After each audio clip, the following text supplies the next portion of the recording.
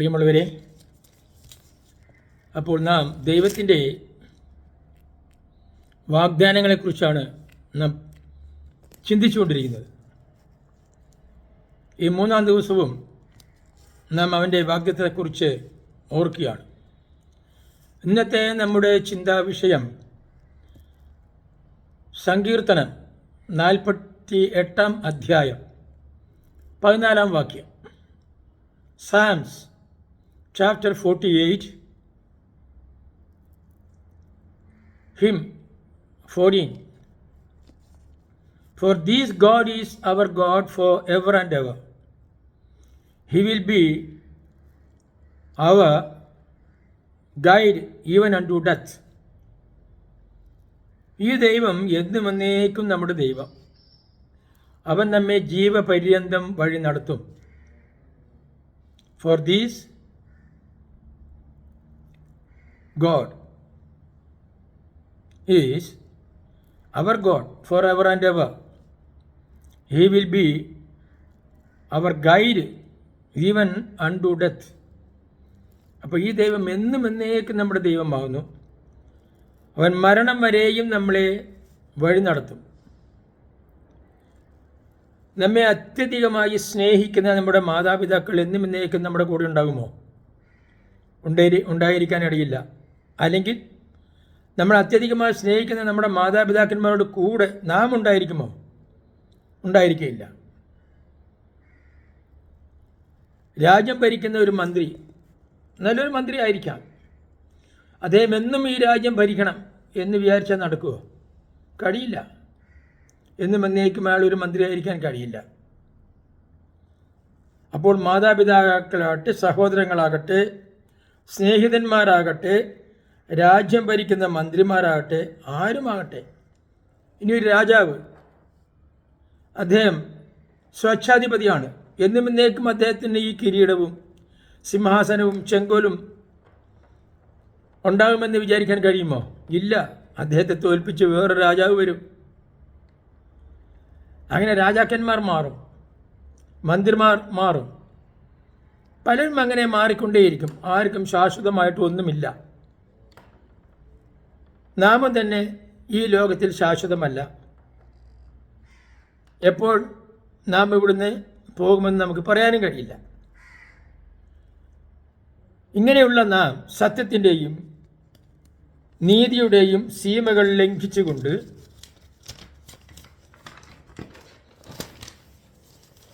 എന്തു ചെയ്യുന്നു? ഭൂമി വാങ്ങിക്കൂട്ടുന്നു, പണം സമ്പാദിക്കുന്നു. ഈ ഭൂമി എന്നും എനിക്ക് ശാശ്വതമാണ് എന്ന് പറയാൻ പറ്റുമോ?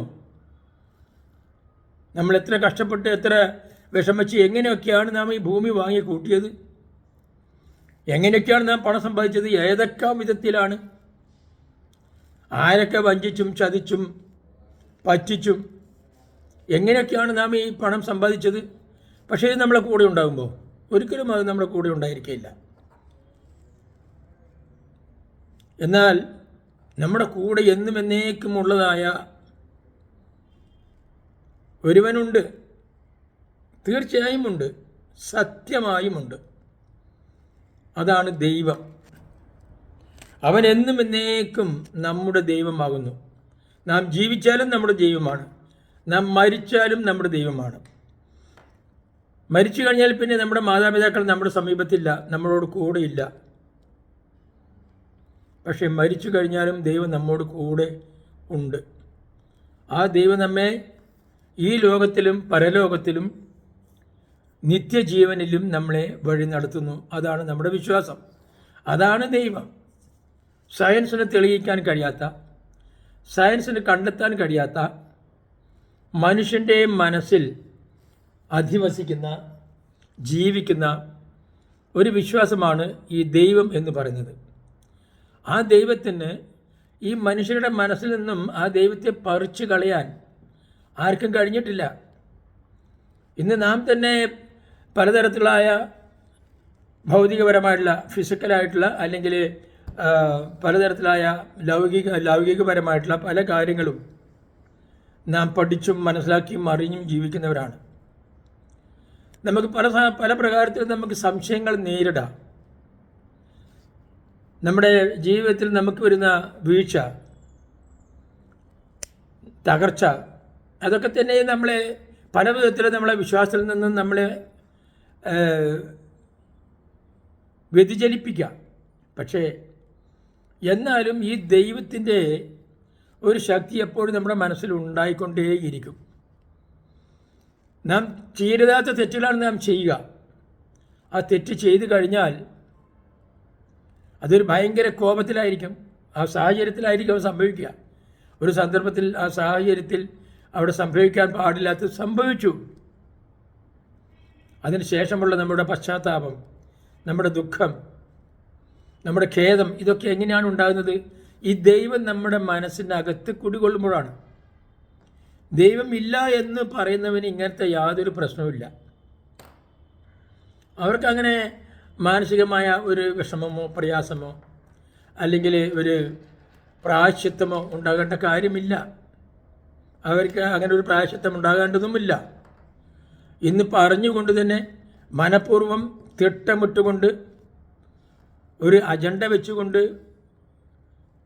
നാം ഉദ്ദേശിച്ച ആൾക്കാർ ആരാണോ അവരെ കൊല്ലുന്നില്ലേ, അവരെ കൊള്ളയടിക്കുന്നില്ലേ, ആക്രമിക്കുന്നില്ലേ? എന്തെല്ലാം തരത്തിലായ അക്രമ പ്രവർത്തനങ്ങൾ ഇവിടെ നടന്നുകൊണ്ടിരിക്കുന്നു. ഇതൊക്കെ നാം കൂടിയാലോചിച്ച് മുൻകൂടി തിട്ടപ്പെടുത്തിക്കൊണ്ടാണ് ചെയ്യുന്നത്.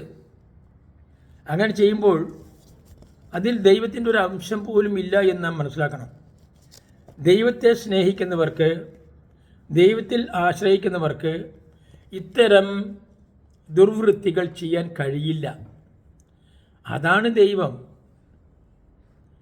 ഇന്ന് ദൈവത്തിന് വേണ്ടി ദൈവത്തിൻ്റെ പേരും പറഞ്ഞുകൊണ്ട് കൊല്ലും കൊലയും അക്രമവും അനീതിയും നടത്തുക എന്ന് പറഞ്ഞാൽ ആ ദൈവത്തിനെ നാം എങ്ങനെ ദൈവം എന്ന് പറയുക? ദൈവം സത്യത്തിൻ്റെയും നീതിയുടെയും സമാധാനത്തിൻ്റെയും ദൈവമാണ്. ആ ദൈവം ഒരിക്കലും ഒരു കൊലയ്ക്ക് കൂട്ടു നിൽക്കുകയില്ല, ഒരു അക്രമത്തിന് കൂട്ടു നിൽക്കുകയില്ല, അനീതിക്ക് കൂട്ടു നിൽക്കുകയില്ല. ആ ദൈവത്തിൻ്റെ പേരിൽ ഇന്നിവിടെ അക്രമം കാണിക്കുന്നു, കൊല നടത്തുന്നു,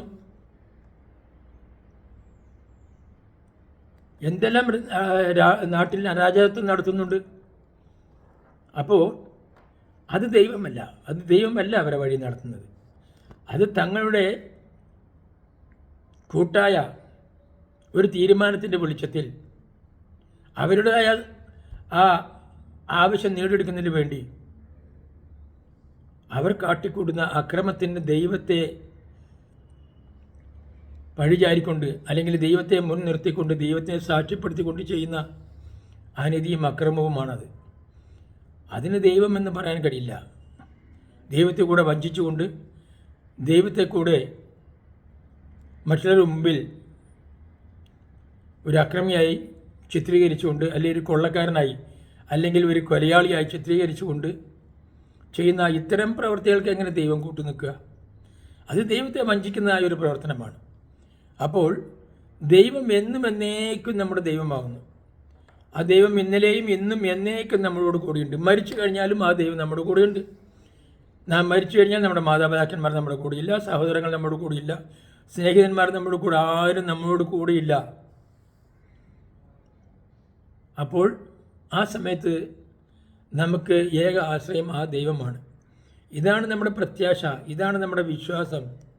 ആ ഒരു പ്രത്യാശയും വിശ്വാസമാണ് നമുക്ക് ജീവിക്കാനുള്ളൊരു ധൈര്യം നൽകുന്നത്. ആ ധൈര്യത്തിലാണ് നാം എല്ലാവരും മുന്നോട്ട് പോകുന്നത്. അപ്പോൾ ഈ ദൈവം ഒരു നാളും നമ്മളെ കൈവിടുകയില്ല, ഉപേക്ഷിക്കുകയുമില്ല എന്ന് നാം മനസ്സിലാക്കിയിരിക്കണം. അപ്പോൾ ആ ദൈവത്തെ നാം എന്നും എന്നേക്കും ആശ്രയിക്കുന്നു. 4000 വർഷങ്ങൾക്ക് മുമ്പ് ദാവീദ് രാജാവ് അദ്ദേഹത്തിൻ്റെ പ്രാർത്ഥനയിൽ അദ്ദേഹം പ്രാർത്ഥിച്ച ആ പ്രാർത്ഥനയാണ് നമ്മൾ ഇന്ന് പ്രാർത്ഥിച്ചുകൊണ്ടിരിക്കുന്നത്. ഈ പ്രാർത്ഥന ഇത് വളരെ പഴകിയ ഒരു പ്രാർത്ഥനയല്ലേ? യേശു ക്രിസ്തുവിനും 1500 വർഷങ്ങൾക്ക് മുമ്പ് ജീവിച്ചിരുന്നതായ ഒരു ദാവീദ്, ആ ദാവീദിൻ്റെ പ്രാർത്ഥന ഇന്നും നാം ഇങ്ങനെ ഉരുവിട്ടുകൊണ്ടിരിക്കേണ്ട കാര്യമെന്താ? അത് സത്യമാണ്. അത് സത്യമാണ്. അത് നമ്മുടെ ജീവിതത്തിന്, നമ്മുടെ നിലനിൽപ്പിന് അത്യന്താപേക്ഷിതമായ ഒരു വിശ്വാസമാണ്. അതുകൊണ്ട് ആ വിശ്വാസത്തിൽ നാം നിലനിൽക്കുന്നു. ഈ വിശ്വാസം ഒരിക്കലും നമ്മളെ രക്ഷിക്കുകയില്ലെങ്കിൽ, ഈ വിശ്വാസത്തിന് നമ്മളെ ഒരിക്കലും രക്ഷിക്കാൻ കഴിയില്ലെങ്കിൽ എന്തിനാണ് നമ്മൾ ഈ വിശ്വാസം പിടിച്ച് നമ്മൾ ഈ വിശ്വാസം കയ്യിൽ വെച്ചുകൊണ്ട് നടക്കേണ്ട കാര്യം എന്താ? അപ്പോൾ ഈ വിശ്വാസം നമ്മളെ രക്ഷിക്കുന്നു, നമ്മളെ സംരക്ഷിക്കുന്നു, പരിപാലിക്കുന്നു. ആ വിശ്വാസത്തിൽ നാം സന്തോഷത്തോടും സമാധാനത്തോടും സംതൃപ്തിയോടും ജീവിക്കുന്നു. ഏത് പ്രതികൂല സാഹചര്യത്തിലും ഈ വിശ്വാസം നമ്മളോട് കൂടെ ഉണ്ടെങ്കിൽ നാം തീർച്ചയായിട്ടും അതിജീവിക്കും. അതാണ് ദൈവം. ആ ദൈവമാണ് നമ്മോട് കൂടെ വസിക്കുന്നത്. അവൻ എന്നും എന്നേക്കും നമ്മോട് കൂടെ ജീവിക്കുന്നു.